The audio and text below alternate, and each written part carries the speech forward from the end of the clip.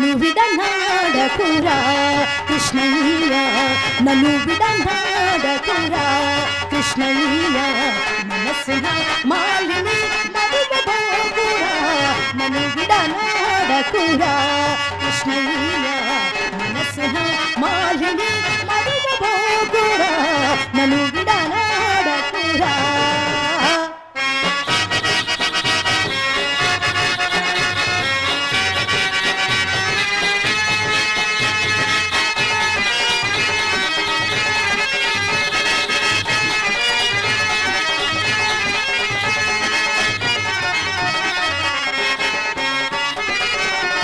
కలిగిన కలతలు కలలైపోయెను,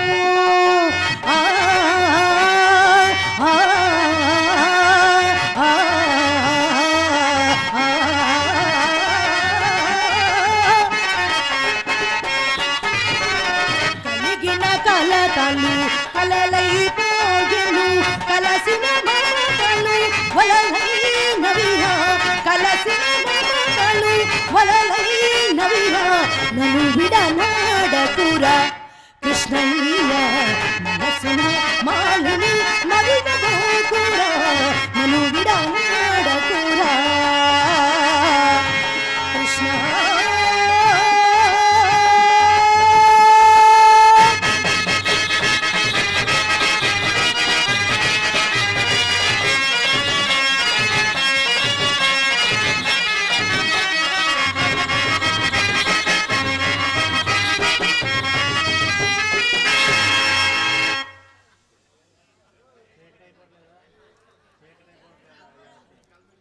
అమ్మి, నీ ఆటపాటే కానీ నా మాటలో వంతన నాటుకున్నదేమే?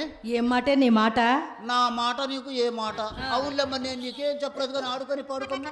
అబ్బా, ఎన్నో విషయాలు చెప్తావులేవే, ఏ విషయమా ఏ మాట అని. నేను నీకేం చెప్పలేదని చెప్పలేదా? చెప్పలేదని చెప్పలేదా? చెప్పలేదు. సాపాటు కోసం సోపు చేసుకుని వాకిట్లో కూర్చునే నాసి రకం వారకాంతరం కాదమ్మా మనం. కుబేర్ను సైతము దొంతికొండలో తొలచగల రంగస్థానంలో అయినా సరుకైపోయినోడితో సహవాసం ఎంతకాలమే? ఎవడే సరుకైపోయినాడు? వాడేడే? ఎవరు వాడు? వాడేరే భవానీ శంకరం గాడు. వాడు మన కొంపలో ఉంటే పొట్లకాయకి బొచ్చి పురుగు పట్టినట్టు ఎన్నిసార్లు చెప్పాను నేను. వాడిని ఈడ్చి అవతల పరిస్తే కానీ పీడ వీరగడావు. అది కాదమ్మా, అంత సొమ్ము పెట్టిన వాణ్ణి ఇంతలోనే ఆవలకు నెట్టలేక చూస్తున్నానమ్మా.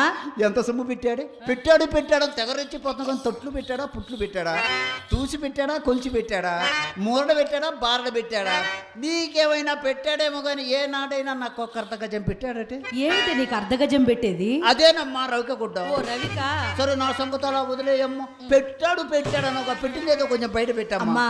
తనకున్న సర్వస్వం మనకే దోచిపెట్టాడే, అయినా పెద్దతనం వచ్చి మర్చిపోయి ఉంటావులేవే. నేను చెబుతాను, సావధానంగా ఆలకించవే అమ్మా. చెప్పమ్మా. వగలును వలపులు వర్షించి తొలినాడే, వగలును వలపులు వర్షించి తొలినాడే, తిరుగని పిచ్చి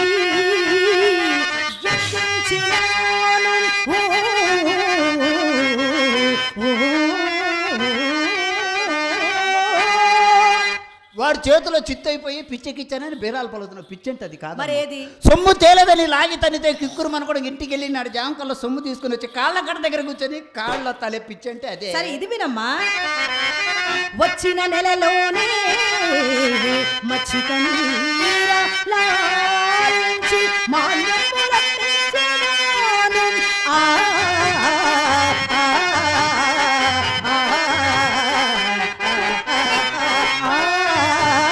మాన్యాలు మరి కోసం అమ్ముతారంటే సత్తే అమ్మరు. మరెవరి కోసం అమ్ముతారట? కట్టుకున్న పెళ్ళాన్ని రెండు కళ్ళతో చూడలేక మదపిచ్చి బట్టి మత్తు పానీయాలకు అలవాటు పడి మన కొంపలపైకి ఎగబడతారే.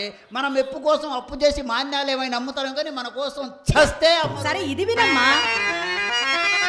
బన్నసరాలకై పట్టు పుట్టములకై ఇల్లు విక్రయము చేయించినాను. ఓయబ్బో, ఏ విలీకరించావే? పైన కప్పు ఉండదు, కింద బండ పరుపు ఉండదు. వర్షం పడితే మొక్కలతో నీళ్లు తప్పన చిల్లు అంట ఇల్లు. సరే ఇది వినమ్మా.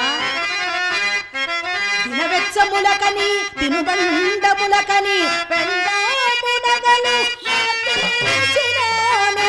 ఆ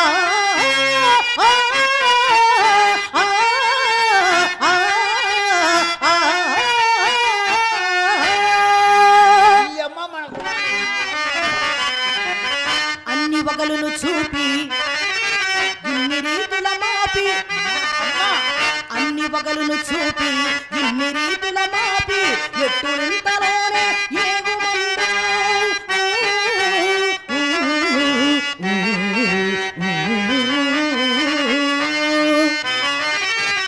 ఆతడు సురన్న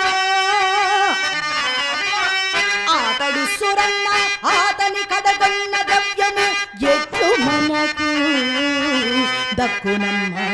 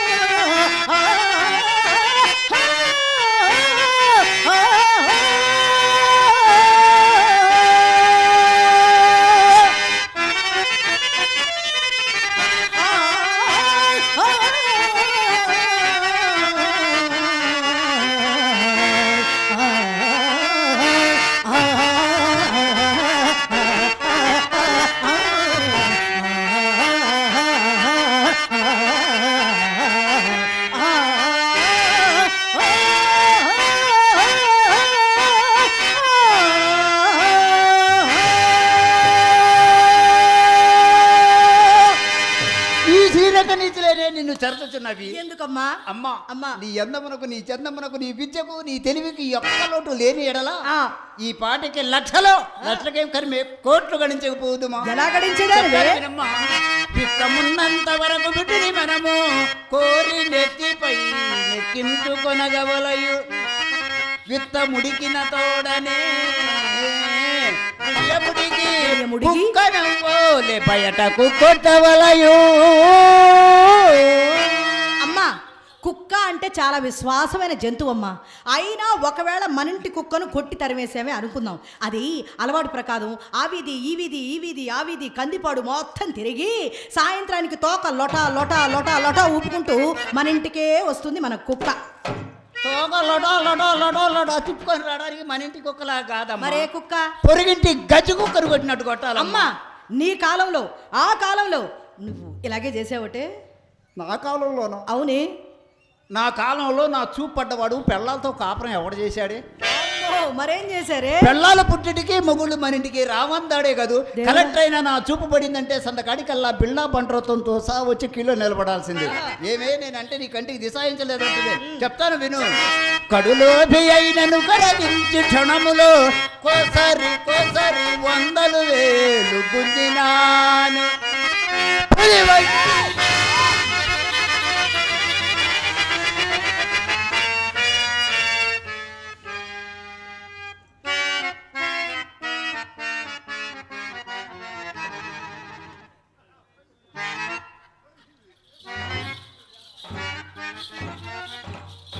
ఏందమ్మా, ఏమైంది? ఏమైందా? అదేమిటే ఉన్నట్టుండి పులిని అలా అరిచావు? నాకు పులంటే భయం అమ్మా.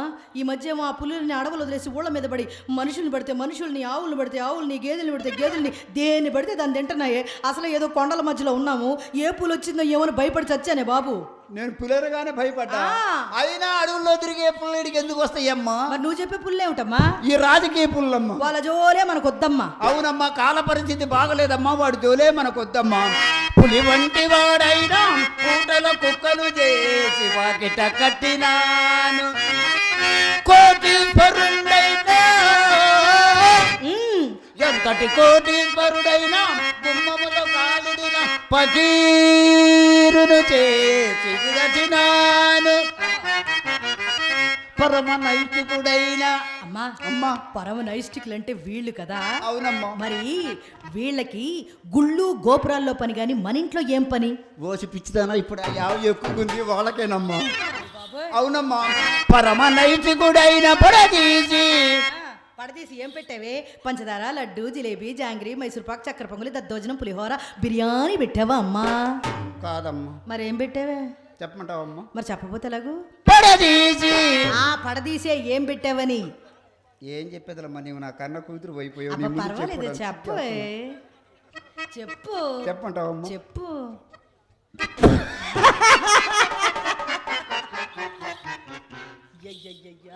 నా వల్ల కావట్లేదమ్మా. అవతలే వయసు ఎటువంటిది, నీ వల్ల కాదు. లేదమ్మా. టాపీ కాంట్రాక్టర్ అమ్మా ఎవరు ఈయన? వెంకట్రావు గారు. అదే పనిగా నా కళ్ళే చూస్తున్నాడు సంతకాడ నుంచి. శ్రీహరి ఏం చెప్పిద్దాం విందాం, శ్రీహరి ఏం చెప్పిద్దాం విందామని. నువ్వు ఎలా చేస్తావో చూద్దామని అక్కడే నుంచున్నాడు. అంతేనంటావా? ఏమో బాగా చేయకపోతే వచ్చే సంవత్సరం నన్ను పిలవడేమో. అందుకే నేను బాగా చేస్తావో లేదో చూద్దామని, నువ్వు ఎంత మాత్రం పనికెత్తావో చూద్దామని అక్కడ నుంచున్నాడు ఆయన. అవునా? ఆయన ఏమిటి అందరూ నిన్నే చూస్తున్నారులే. చెప్పు. అందరు నన్నే చూస్తున్నారు. మరి నిన్ను చూడకపోతే నన్ను చూస్తున్నారా? అయితే చెప్తాను ఉండమ్మా. చెప్పు. పడదీసి పడదీసి నోటను పెట్టి ఎంగిలి తినిపించినాను. ఎంగిల్ తినిపించడం ఏమిటో పాపమే. ఏమే ఈ శ్రీహరి ఎంగిలి చక్కెర పొంగలి ఆహా ఓహో అని అరచేతులు వేసుకొని అలా నాక్కునేవాళ్ళమ్మా. పదవి కోసం పోకులైనా పైన సీటు దొరికేవి కానీ ఈ శ్రీహరి పక్కన చోటు మాత్రం దొరికేది కాదు. మన ఇంటికి వచ్చే కస్టమర్స్ ఎలాంటి వారు అనుకుంటున్నా? ఎలాంటి వారు? రాజులు, రారాజులు, విటులు, విటాగ్రస్తులు, కోటీశ్వరులు, డాక్టర్లు, యాక్టర్లు, డైరెక్టర్లు, ఓనర్లు, కేనర్లు, డ్రైవర్లు. కొత్తగా రిలీజ్ అయిన సినిమా కన్నా ఇంటర్వ్యూలు ఉందో కానీ నా గదికి ఇంటర్వ్యూలే లేదు. అలా సంపాదించానమ్మా. అమ్మా మరి ఇంత బాగా సంపాదించావు కదా, నేను పెద్దదాన్ని అయ్యేసరికి మన ఇంట పూచిక పుల్లైనా లేదు కదమ్మా. ఆ గడించిన సొమ్మంతా ఏం చేసావే నా అద్దంకి బొమ్మ? అదేనమ్మ నా వల్ల జరిగిన పెద్ద పొరపాటు. ఏమిటది? ఒకప్పుడు నాకు ఒక బోకర్ సన్యాసి ఉండేవాడమ్మా. ఉంటే వాడు ఒక లోపల సన్యాసి తెచ్చి వీడు పెద్ద కోటీశ్వరుని పరిచయం చేశాడు. కోటీశ్వరుడైతే మేలే కదా అమ్మా. వాడు గంట గంటకు మోస్తాపోయి పూటకు డ్రెస్ మార్చి మన ఇంటి చుట్టూ తిరిగేవాడు. కానీ అన్నాళ్ళుండ ఒక్క రూపాయి అన్న జాన్ని ఇచ్చేవాడు. మొత్తం ఒకేసారి ఇస్తాడేమో లేవే. నేను కూడా అదే అనుకున్నా. తీరా ఊళ్ళోకి వెళ్ళి విచారిస్తే అప్పుడు తెలిసిందే వాడు అసలు సంగతి. ఏమని? వాడు ఒక ఇస్త్రీ షాప్ ఆపరేటర్ అని. ఊళ్ళో వాళ్ళ గుట్లు వేసుకుని ఊపిరాడుకుంటూ మన ఇంటి చుట్టూ తిరుగుతున్నాడని. అయినానే వాడికే పాలు మాలేనమ్మా. వాడి దగ్గర ఒక ఎకరం మాగాడి ఉంది. అది లాగుట కొరకై వాడికి త్రాగుడు అలవాటు చేయొచ్చు. మరి ఆయన తాగాడా? లేదమ్మా. వాడే ఏమని? శ్రీహరి అబ్బా నువ్వు ముట్టుకుంటేనే నేను ముట్టుకుంటాను, నువ్వు తాగితేనే నేను తాగుతానని మండికి వేసుకొచ్చునేవాడు. నీకు అలవాట్లేదు కదే. లేదమ్మా. వాడి కోసం తప్పేదేముంది. ముందు 3 అంశాల దగ్గర నుంచే ప్రారంభించానమ్మా. తర్వాత క్వార్టర్ల దాకా పోయిందమ్మా. తర్వాత పెద్ద పెద్ద సీసాలు దాకా పోయింది. సీసాలు కాస్త దాకా వచ్చిందమ్మా. అమ్మా వాడు నన్ను వదిలిపెట్టిపోయిన వాడి కొరకు నేర్చుకున్న ఈ త్రాగుడు మాత్రం నన్ను వదలలేదమ్మా. ఈ సంపాదించిన ధనమంతా సారాతిత్తులకు, గంజాయి ప్యాకెట్లకు, అదిరించే పోలీసులకు అంతా, బెదిరించే రౌడీలకు అంతా మన ఆస్తి మొత్తం హారతి కర్పూరంలాగా హరించుకొని పోయింది. అమ్మా వయసులో ఉండగా మనం ఎంత సంపాదించినను ముసలితనం వచ్చేసరికి మన జాతికి కూడు గుడ్డ ఉండరాదని శాపమట కదమ్మా. ఎవరు చెప్పారు నీకు? ఆ పక్కింటి కామాటి చెప్పిందా, ఎదురుంటి బీనా చెప్పిందా, లేక రంగనాయి చెప్పింది? వాళ్ళు కాదే చెప్పే ఉంటారు. ఎందుకంటే మనం బాగా బతుకుతున్న ఓరం లేకుండా వాళ్ళ కళ్ళలో నిప్పులు పోసుకొని చెప్పే ఉంటారు. మన పెద్దవాళ్ళు ఎవరో అంటే విన్నానమ్మా. అవునమ్మా. అయితే ఆ శాపం ఇప్పుడు అమల్లో లేదమ్మా. ఏమ్మా? పూర్వపు బిడ్డలు వయసు మళ్ళీ లాంటి వారు కన్నెత్తన్నా చూసేవాళ్ళు కాదమ్మా అప్పటి వారు. మరి ఇప్పటి వారు ఉండారమ్మా. చూడవే అదే పనిగా నా కళ్ళే చూస్తున్నాడు ఎప్పటి. నిజమమ్మా. నువ్వేమన్నా అనుకో, ఆ అబ్బాయి ఏందో నా కళ్ళే చూస్తున్నాడు. అవును పాపం, దెబ్బకి ఇంకా తలెత్తడం మానేసాడు పాపం, తలదించుకుండిపోయాడు. తలదించాడంట. మరి ఇప్పటి వారు ఉండారమ్మా. ఏ జీన్స్ ప్యాంట్లట, అబ్బాసు కటింగులట, ఆడదాని ఆకారం కనిపిస్తేనే చాలమ్మా తెగ సంబరపడిపోయి తిల్లనా నా కచి కళ్ళకు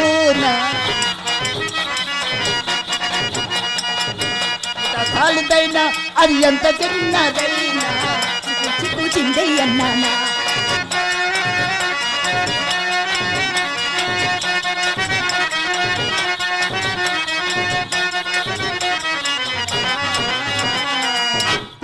తిల్లనా నా కచి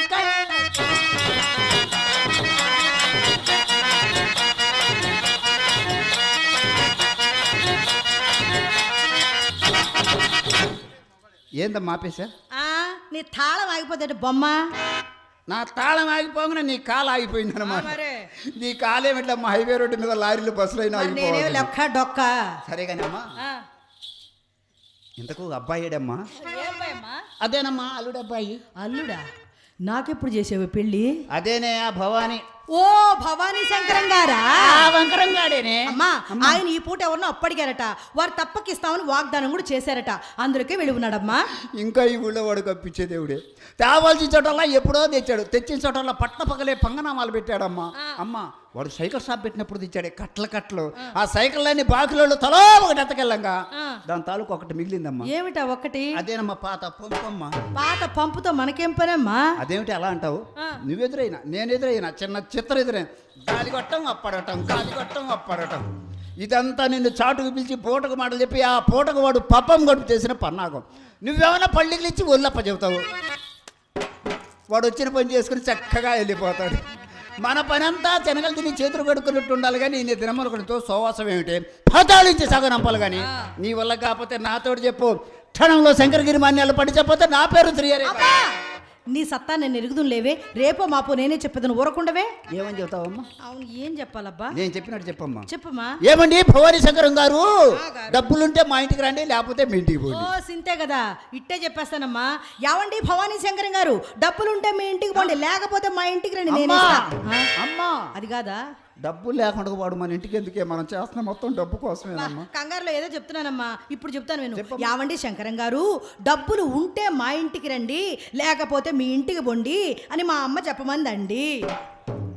అవునులేమ్మా, నేను చెప్పనాను కాబట్టి చెప్తావు. లేకపోతే